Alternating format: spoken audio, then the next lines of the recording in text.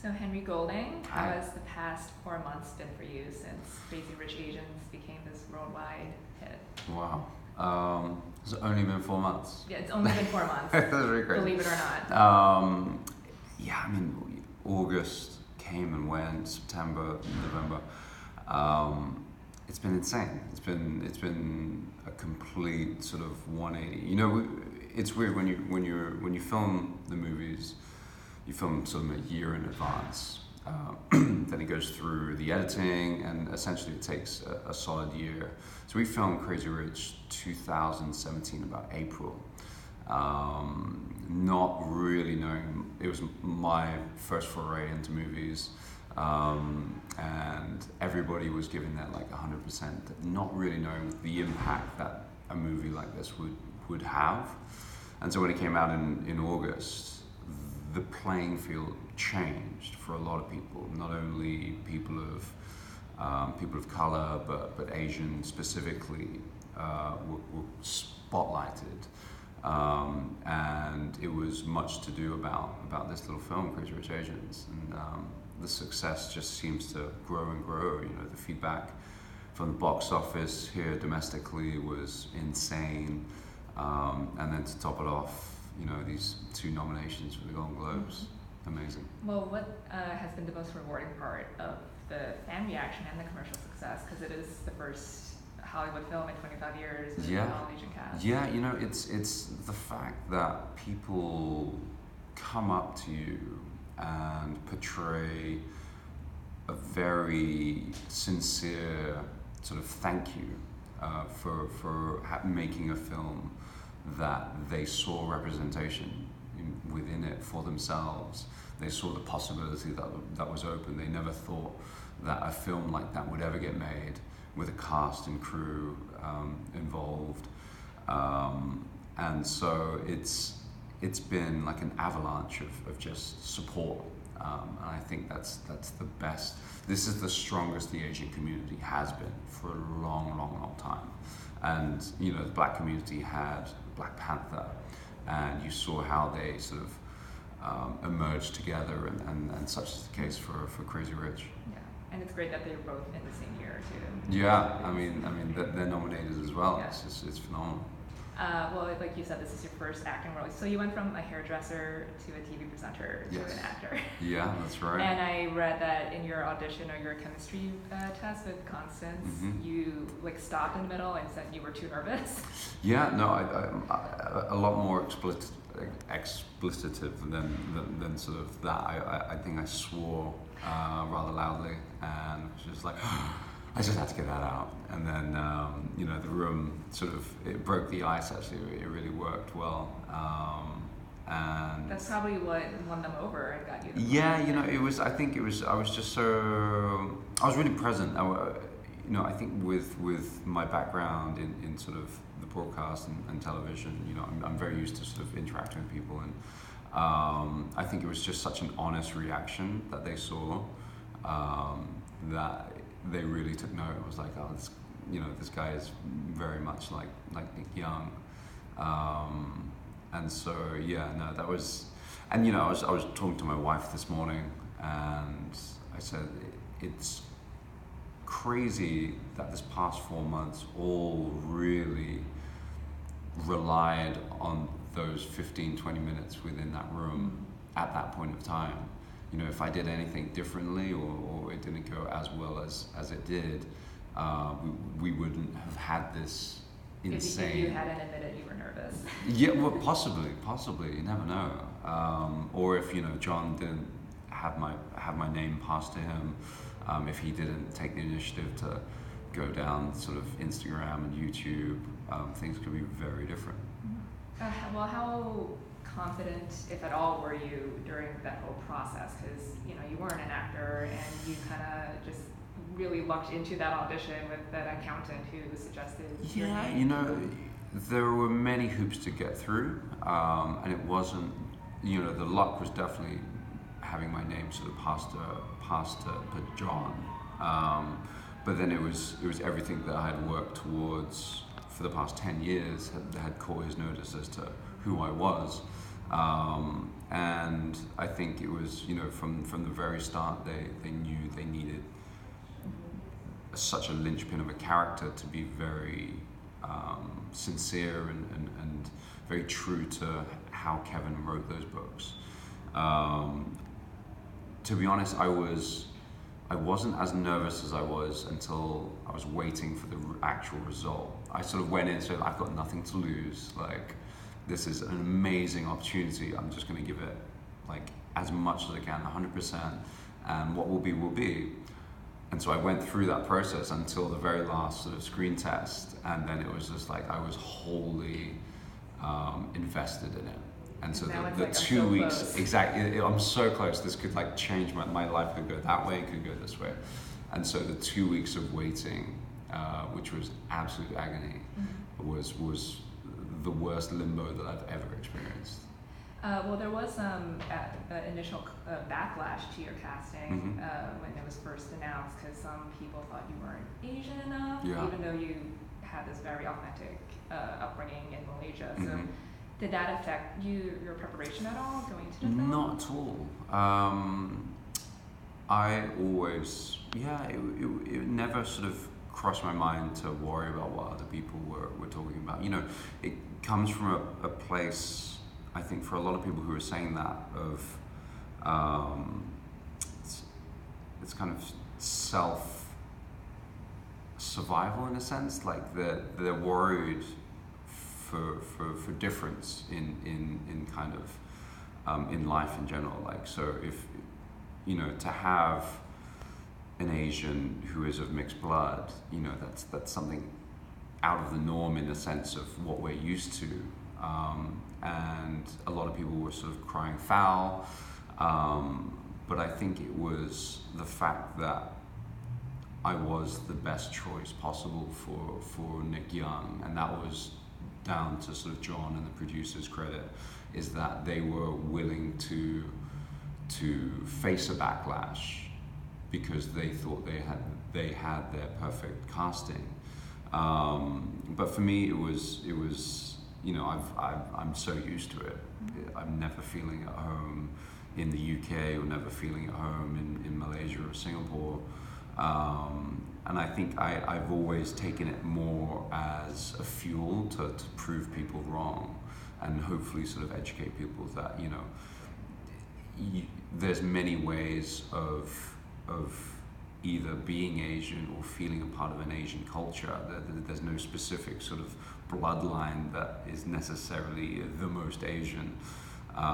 You take a look at Southeast Asia, and it's just an amalgamation of so many different races. Right. No one's pure Asian as such, with all the settlers that came over. So, it was good to be able to open a lot of eyes. And I think when Crazy Rich came out, everybody sort of that realized died down, and then exactly, it was a larger and then conversation. yes, it turned to rather than nitpicking as to more of an educational sort of thing. So. Yeah.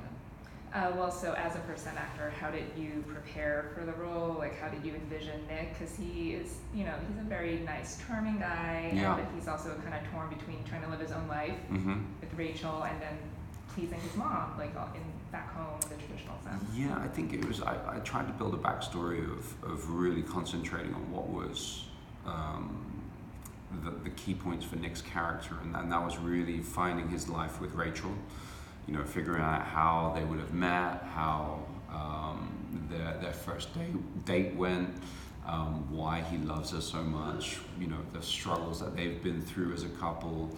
And then on the other hand, also my relationship with my mother, Eleanor, figuring out where that stems from as a kid, those experiences that I had, sort of creating this kind of diary-like. I think I remember making an audio diary of just imagining myself putting in these entries and creating these three-dimensional kind of memories as such. And then having them sort of embedded in the back of your mind, but kind of throwing them away, and then they almost become your character.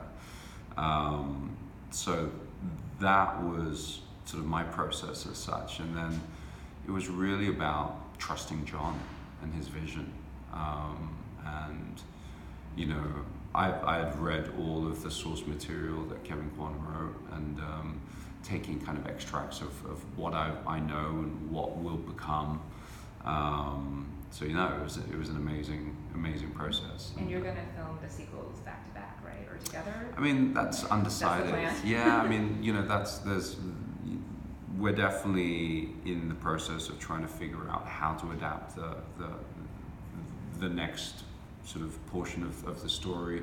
And that's down to Nina Jacobson, Brad Simpson, John Bernardi, and John Chu to get together and figure that out.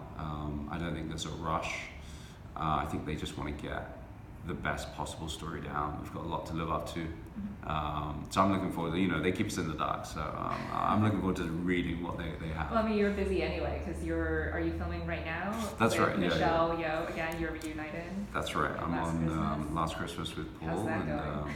I've got Guy Ritchie's for film Tough Guys as well. It's going phenomenally. Crazy hours. I was just telling Jake that I'm on a 2 a.m. till 12 midday shooting schedule in London, because we've got to film the night lights at the busiest time of year. So the only time that you can film in Covent Garden or along the Strand is at like 3 o'clock in the morning. So it's challenging, but no, it's been absolutely amazing. Well, I think it's so great because we so rarely see Asian men as romantic leads, and you've been in romantic lead a few times already. Some haven't been released yet, but how does it feel to be the flag bearer to break this stereotype? It's interesting. I was just at an event yesterday, and there were a lot of young leading men that I've recognized through either sort of series and movies and stuff, sort of coming up to me from the Asian community, and were like, dude, you really broke some ground. Much respect, and there's such a great support system right now, and I think that was lacking even just last year. So there's people sort of pushing the boundaries when it comes to writers, including people of color, to the producers choosing to include people in roles that weren't specifically written for someone of Asian descent. So the blinkers have been sort of wedged open a little bit more, and it's just going to progressively get to a point where the colorblind. Exactly, that there won't be a distinction between what dictates what a leading man should be, and it's a wonderful sort of flag to bear, but you've got to understand there's so many who have passed it down from before me a long time. Daniel Day Kim, John Cho, all of those guys were building that tower for people like myself to be able to continue it, and I won't be the last, or I definitely wasn't the first. But it's it's progressively getting better for everybody, and it's wonderful to be a part of it. Well, Crazy Rich Asians, like you said, just got 2 Golden Globe nominations. So how did you guys celebrate? I saw Constance last night. We had a lovely drink together, and she is over the moon. And she's so she's so sweet. She was sort of dusting it off and more sort of concentrating. It's the film. But I'm like, girl, you have just got a nomination in one of the most prestigious awards that you can get in Hollywood. Like, give yourself some credit. Like, she's good like that. And I spoke to John as well, and he is beyond emotional. Like, he never thought in his wildest dreams that this film that he's worked on so passionately for the past 2 years or 3 years or however long it was to get this much recognition, not only from his peers in Hollywood, but globally around the world.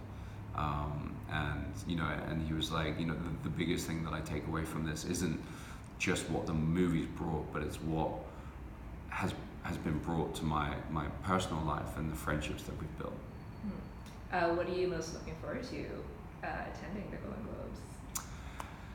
Our table is going to be nuts. We've got such a great... They have like alcohol just free flowing.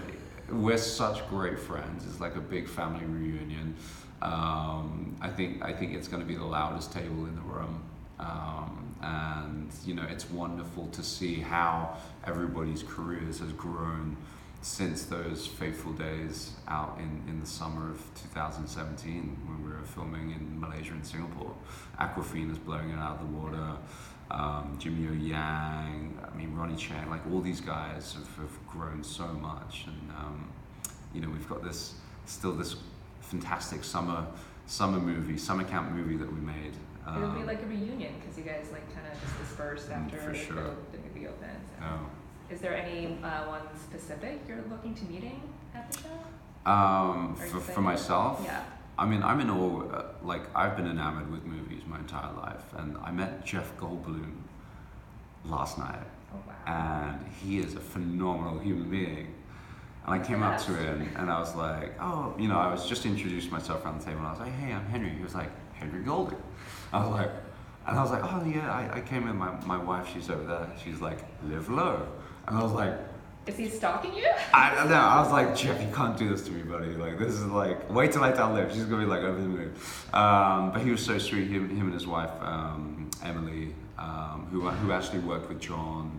She's a dancer and contortionist, and she worked with John in the Virgin Atlantic sort of videos that they did.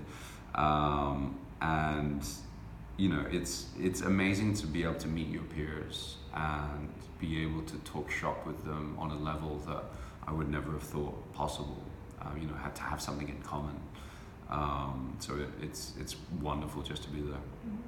Well, Henry, congratulations on everything. Thank It's you. great speaking to you. Appreciate that. Thank you so much.